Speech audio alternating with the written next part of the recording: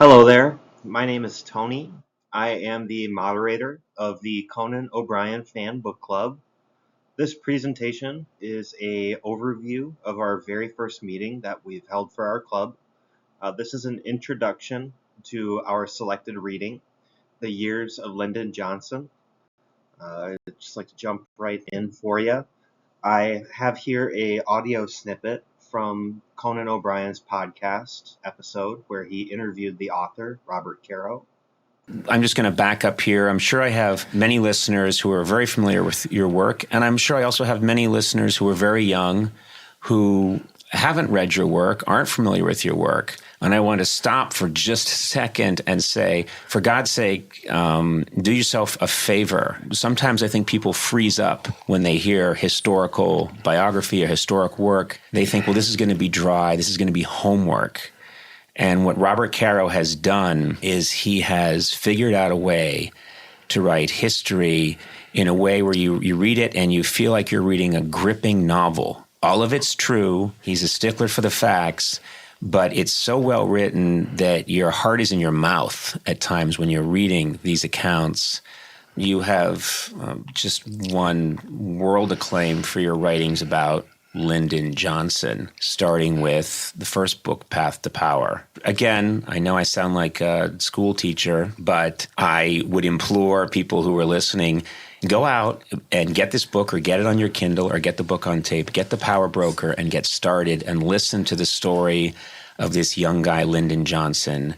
And it's absolutely, and it will floor you because what you've managed to do is write, as I said, you write history in a way that puts you there. You really feel like I understand this kid, Lyndon Johnson. I understand what it's like to live in the hill country in Texas at that time. You have a lot of empathy for these people that you write about. It's a very well put overview of exactly what to expect from this reading. So to give you a bit more of an introduction to the author himself, Robert Caro is Conan O'Brien's favorite author. He's spoken repeatedly about his work on The Power Broker, as well as his series of Lyndon B. Johnson biographies across his shows, as well as especially on his podcast. The snippet that I just played in the last slide, of course, was from a episode of Conan O'Brien Needs a Friend from 2019. I highly recommend giving the full episode a listen as well. Prior to writing these books, Robert Caro was an investigative journalist for New York Newsday, and it was during this time that he started his work on The Power Broker, a biography of Robert Moses, who was the New York Park County Commissioner for a span of over 40 years. And it was an unelected position, and with that, he was able to exert more control over infrastructure projects. Basically, any money that went through towards the betterment of that city came across Robert Moses' desk.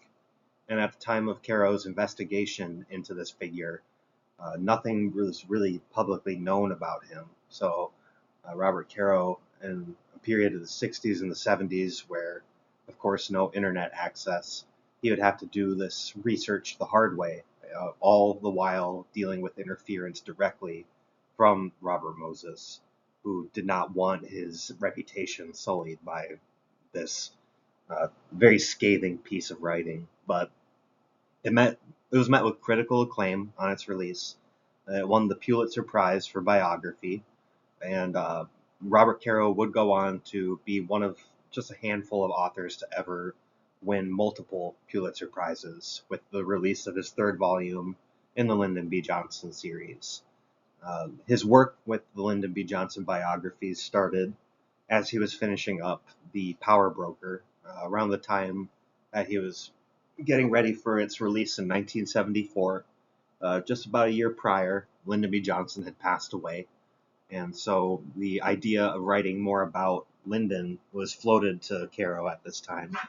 And with Caro's writing on Robert Moses, in particular, what interested him was the utilization of power, not just that, but the creation of power that never existed before. And this theme is carried on especially strong through the life of Lyndon Johnson. So it's a very clear parallel to his already completed works. Uh, Caro is assisted in his efforts by his wife Ina. She herself is a author in her own right. She's a historian, and the contributions that she made for Lyndon in helping conduct the interviews, to get to know the subjects, especially for this Lyndon B. Johnson series. Uh, Her impact is very pronounced throughout this writing. And of course, there are multiple volumes in this series, and there is still a fifth volume yet to be released. As of last year, it would be about 50 years that Robert Caro has been writing just about Lyndon B. Johnson. So, what is it about Lyndon Johnson? Uh, of course, his career and his life spans a incredibly important time in United States history. Lyndon Johnson was born during the Great Depression. He came up as a congressman during Franklin Delano Roosevelt's uh, creation of the New Deal, as well as the beginning of World War II, in which he himself served as a soldier. The actual nature of his military career is quite questionable, as you'll see in the second volume of these books. But following his return from World War II, he would go on to rig a election to become a senator, uh, from which he would become Senate Majority Leader. And unlike anyone else in history, he would be able to shape legislature and policy in what was formerly and since then has been a deadlocked house. And no one like him has ever been able to really make that system work for the betterment of the people of our country, uh, all just in the name of his own political advancement. Uh, of course, following his time as a United States Senator, he would go on to become vice president for John F. Kennedy. And of course, following the assassination of JFK, he would ascend to the presidency himself. And the portions of his presidency are only covered in part in what is completed of these books. We do get to see the first about 100 days of his administration, leading up to his State of the Union address, where he declared his full intention to move forward with the Civil Rights Act. Of course, this leaves us still with coverage of his presidence over the Vietnam War, as well as the formation of Medicaid, the actual enactment of civil rights in the United States legislation. Uh, Across all of these books, one theme becomes quite clear, is that power doesn't change a person. Rather, it reveals the truest part of who that person is. And Lyndon Johnson, in Robert Caro's words, came fully formed from his time as a young man in the hill country of Texas. And that man never really changed over the course of his political career.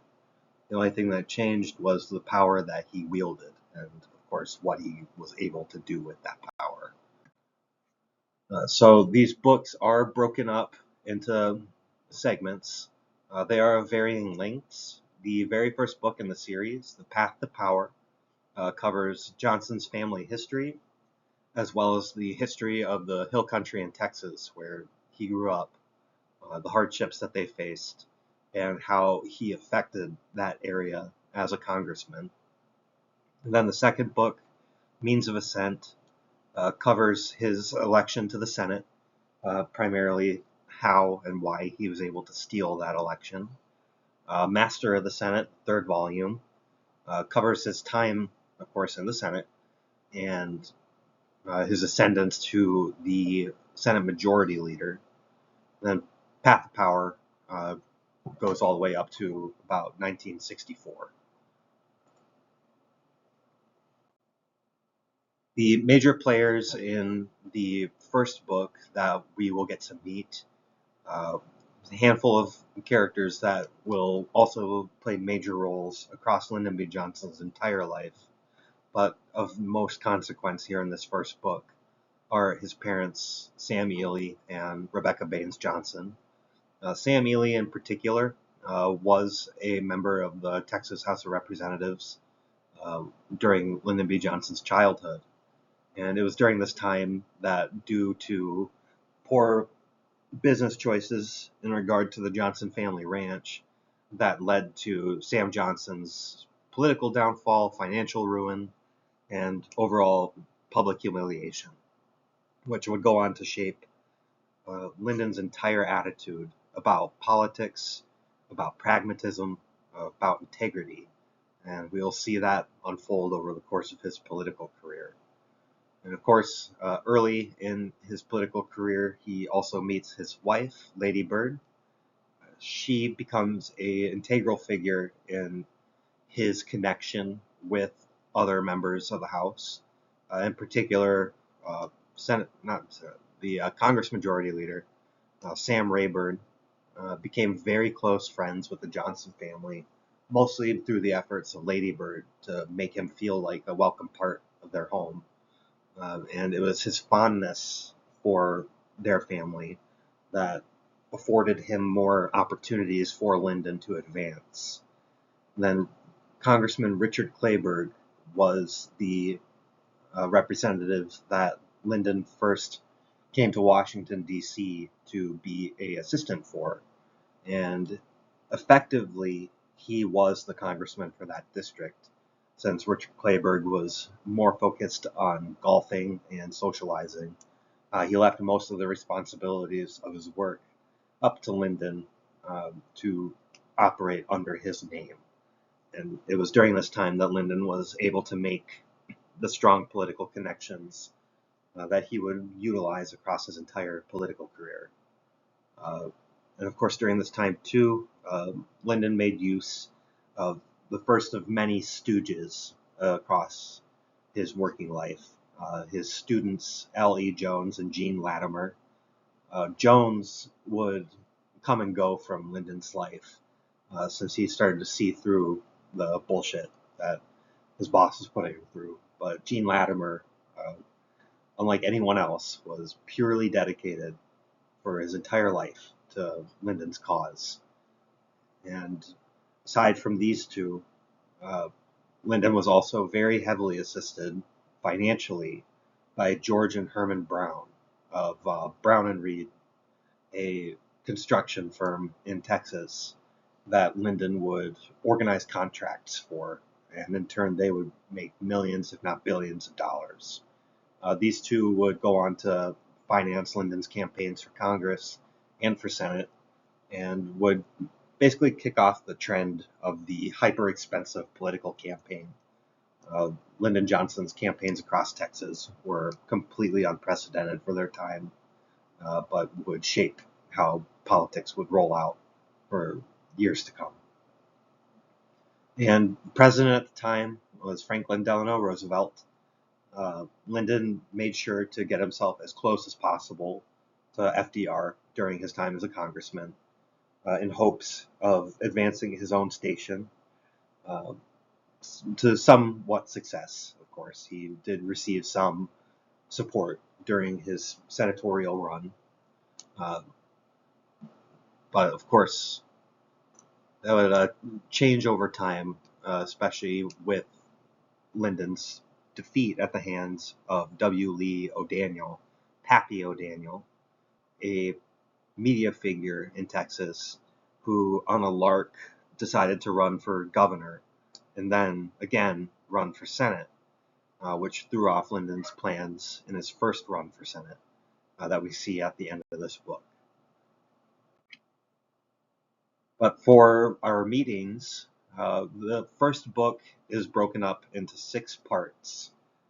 For our very first meeting coming up in the first week of February, we'll be discussing part 1, and Part 2, The Trap and Escape.